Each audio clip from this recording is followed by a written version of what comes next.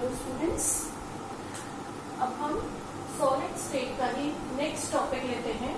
Last lecture में मैंने आपको पैकिंग फ्रैक्शन के डेरिवेशंस की स्टार्टिंग करवाई थी, ठीक है ना।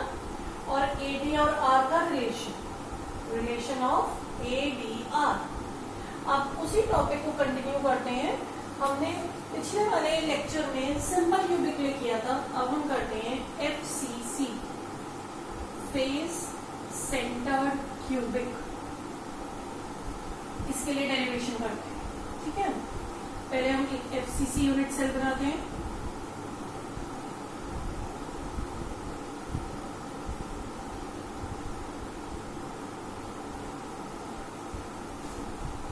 एफसीसी यूनिट सेल में एटम्स कहां कहां होते हैं? Corners, and at the centre of every face. Corners को मार्क कर लिया ए बी सी।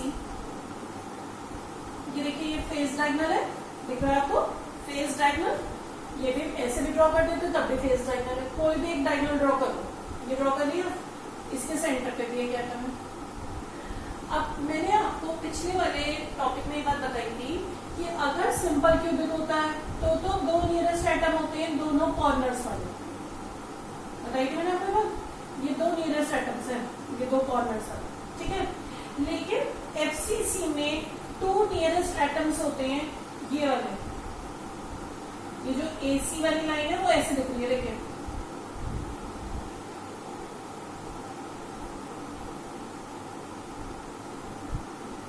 ये है एसी। तो टू नियरेस्ट एटम्स कौन से हैं?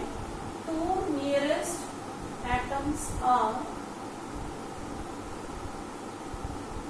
One corner and one face centre. ये है दो nearest atom, one corner and one face centre. तो अब आ जाइए, अच्छा ए बी और बी सी दोनों क्या है? एज में, ठीक है। ए और अब आप कंसीडर करिए, कंसीडर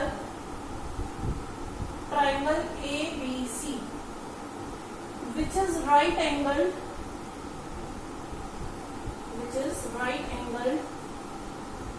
एट बी।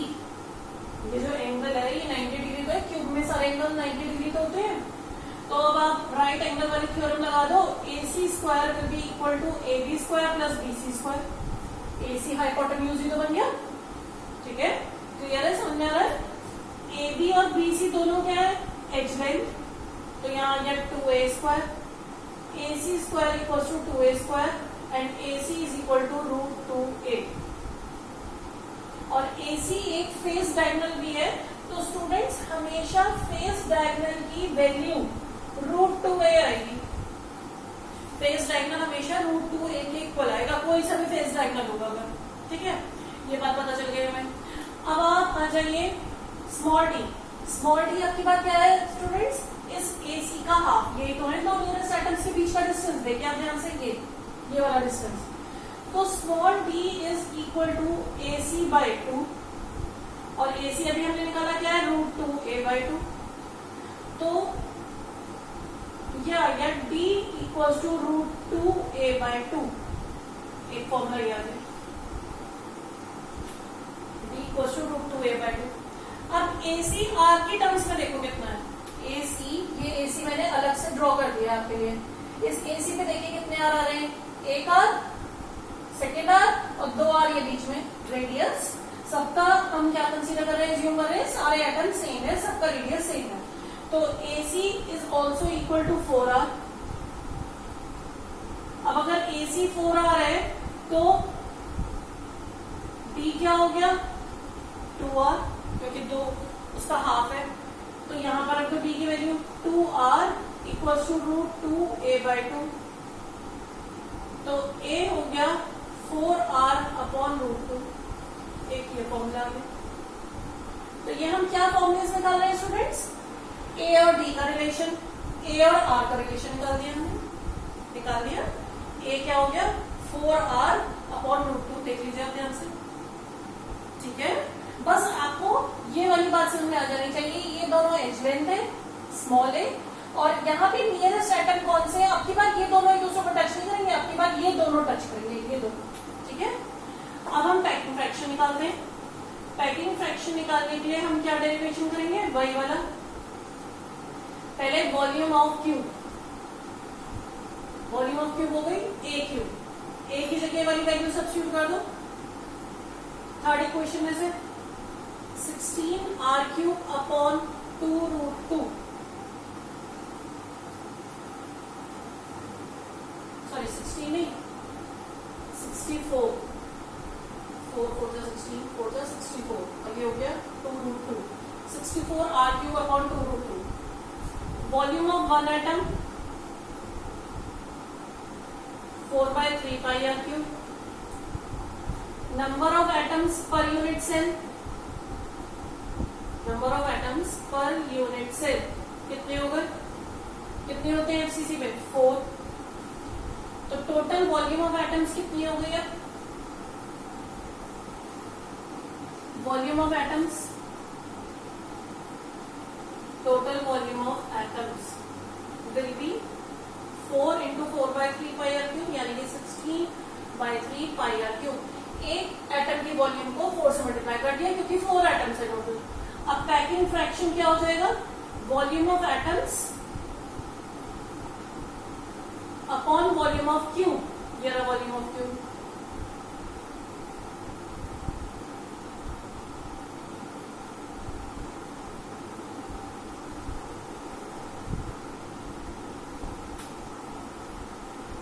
ये आ गया π√2 अपॉन 6, देखिए आ गया π√2 अपॉन 6, और इसकी वैल्यू आ जाएगी सॉल्व करके 0.74, तो पैकिंग फ्रैक्शन हो गया 74%। ये 74% किसका पैकिंग फ्रैक्शन आ गया, एफसीसी का। इसका क्या मतलब है, टोटल क्यूब में से 74% तो ऑक्यूपाइड है, और अनऑक्यूपाइड यानी कि खाली स्पेस कितना हो गया 100 - 74, ठीक है। एग्जाम में ऑक्यूपाइड स्पेस भी पूछा जा सकता है, अनऑक्यूपाइड स्पेस भी, या फिर ये डेरिवेशन भी करवाया जा सकता है। अंडरस्टूड, ये हमने कर लिया डेरिवेशन एफसीसी का। अब हम नेक्स्ट डेरिवेशन करेंगे बीसीसी का।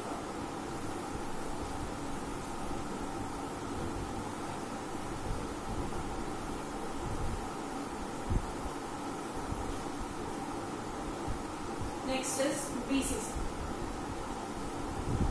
बीसीसी यूनिट सेल बना देते हैं।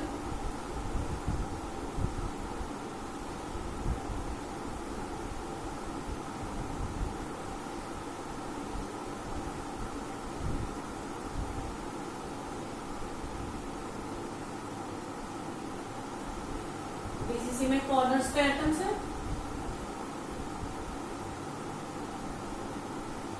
और एक एटम बॉडी सेंटर पे भी, एक एटम बॉडी सेंटर पे। तो वो जो बॉडी सेंटर वाला होगा वो बच्चों का होगा बॉडी डायगोनल पे। अब आप एक बात समझ लो पहले, फेस डायगोनल और बॉडी डायगोनल में क्या डिफरेंस है। फेस डायगोनल कितने होते हैं स्टूडेंट्स, देखिए आप, फेस डायगोनल क्या है, ये हर क्यूब के 6 फेसेस है, हमने पहले काउंट करे थे। हर फेस पे 2 डायगोनल, ऐसे ऐसे, तो face diagonal 2 on each face, ये बात याद रखना। अब बॉडी डायगोनल क्या चीज होती है, बॉडी डायगोनल का मतलब है बच्चों जो इस बॉडी के अंदर ही अंदर एक डायगोनल निकल रहा है अंदर से।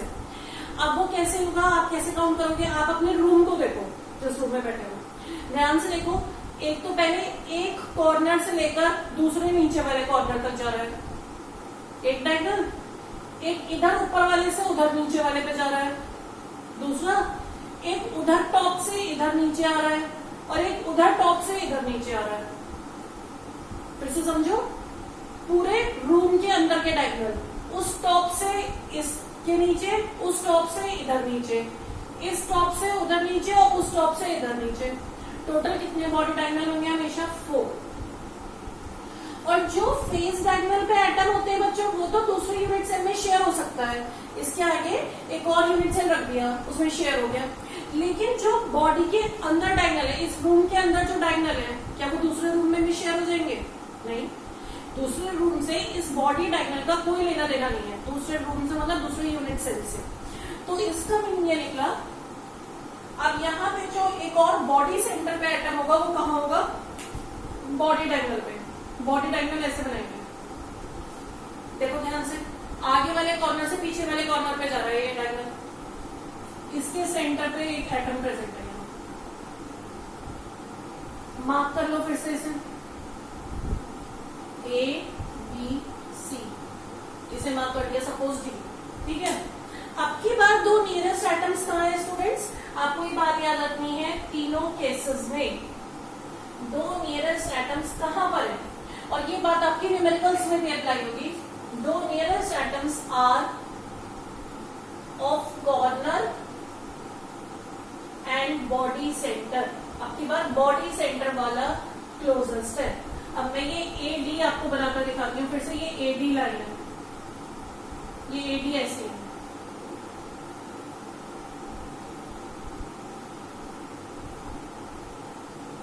ये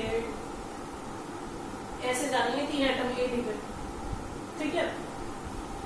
तो ये दोनों हो गए नियरेस्ट एटम्स। ये क्या हो गया, स्मॉल डी, ये चीज स्मॉल डी है, ठीक है। अब फिर से हम उसी कंसेप्ट पे आ जाते हैं, ए बी और बी सी, और बल्कि सी डी भी, सब क्या है, एजेस हैं। ए सी क्या है बच्चों, अभी हमने पिछले वाले डेरिवेशन में पढ़ा, फेस डायगोनल। इसकी वैल्यू क्या आ गई थी सॉल्व करके, √2a, हमने ऑलरेडी निकाल ली है। अब हम कंसीडर करते हैं triangle ACB which is right angled at D, sorry at C, right angled at C। अब ये फिर से एक राइट ट्रायंगल बन गया, तो AD क्या बन गई इसकी, हाइपोटेन्यूज। फिर से फॉर्मूला लगा दो, AD square will be equal to AC square plus CD square. AC की वैल्यू ये √2a, CD क्या है, एच लेंथ, a स्क्वायर, ये आ गया 3a स्क्वायर, और AD आ गया √3a। और AD है क्या बच्चों, अभी बताया मैंने आपको, बॉडी डायगोनल। तो बॉडी डायगोनल एक क्यूब का हमेशा क्या होगा, √3a। फेस डायगोनल क्या होगा, √2a। तो एक ये चीज हमने डिराइव कर दी यहां से। ये कुछ हम छोटे छोटे पॉइंट्स इन डेरिवेशंस में निकाल रहे हैं जो आपके न्यूमेरिकल्स में या थ्योरी में भी कई बार अप्लाई हो जाएंगे। अब हम आते हैं इस AD पे। इस AD पे स्मॉल डी कहाँ है बच्चों, स्मॉल डी ये रहा, AD का हाफ। स्मॉल डी क्या होता है, दो नियरेस्ट एटम्स के सेंटर तक का डिस्टेंस, AD का हाफ। और AD कितना आया, √3a/2। तो यानी कि D हो गया √3a/2। ये एक फॉर्मूला निकला है। नेक्स्ट फॉर्मूला,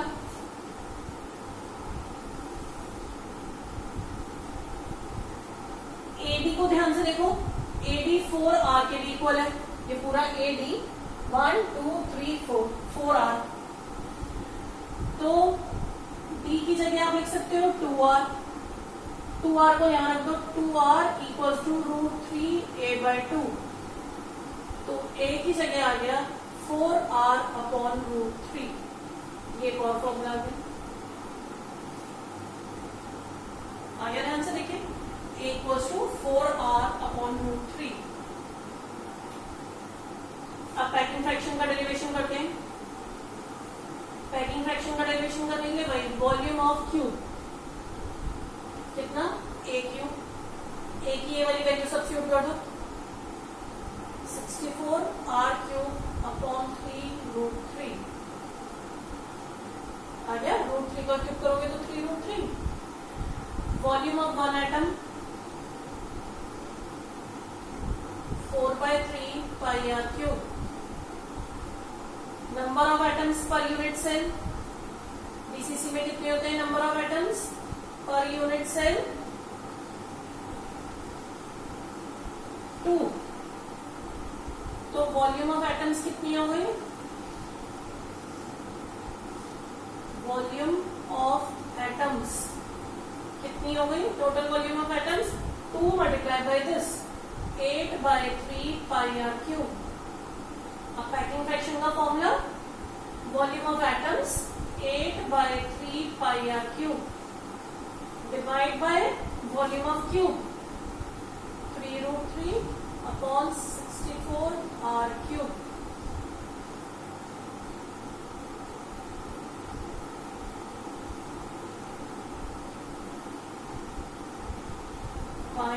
√3 अपॉन 8 ये आ गया स्टूडेंट्स, √3 अपॉन 8 और इसे सॉल्व करोगे आ जाएगा 0.68। दैट मीन्स कितना हो गया पैकिंग फ्रैक्शन 68%। कितना आ गया 68%। क्या मीनिंग हुआ, टोटल 100 में से क्यूब की 100 वॉल्यूम में से 68 ऑक्यूपाई कर रखा है एटम्स ने, बाकी स्पेस खाली। तो बच्चों हमने 3 तरीके के पैकिंग फ्रैक्शन निकाल लिए, BCC, simple cubic, FCC. Simple cubic का कितना आया था 52% आया था नियरली, बीसीसी का आ गया 68% और एफसीसी का आया था 74%। सबसे ज्यादा किसका आया, एफसीसी का आया पैकिंग फ्रैक्शन 74%। तो इससे क्या प्रूव हो रहा है, FCC is the better packing out of the 3। जिसका पैकिंग फ्रैक्शन जितना ज्यादा उतनी बेटर पैकिंग है, वो उतना बेटर यूनिट सेल है। क्यों, क्योंकि मैक्सिमम स्पेस एटम्स ने ऑक्यूपाई कर रखा है, यानी कि वो सॉलिड ज्यादा स्टेबल है, ज्यादा हार्ड है, ज्यादा क्लोज पैकिंग है उसके ऊपर। ठीक है, तो ये इससे कंक्लूजन निकल आया, FCC is a better unit sell out of the 3। ठीक है, तो एफसीसी पैकिंग ज्यादा बेटर है। अंडरस्टैंड। तो ये हमने कर लिया तीनों टाइप का पैकिंग फ्रैक्शन।